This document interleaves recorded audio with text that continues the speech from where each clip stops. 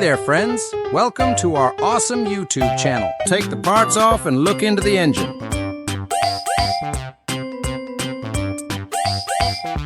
Use the vacuum to clean up the dust.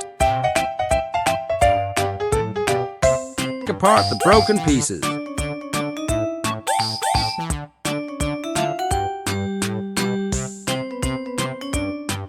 Now, let's install the new parts.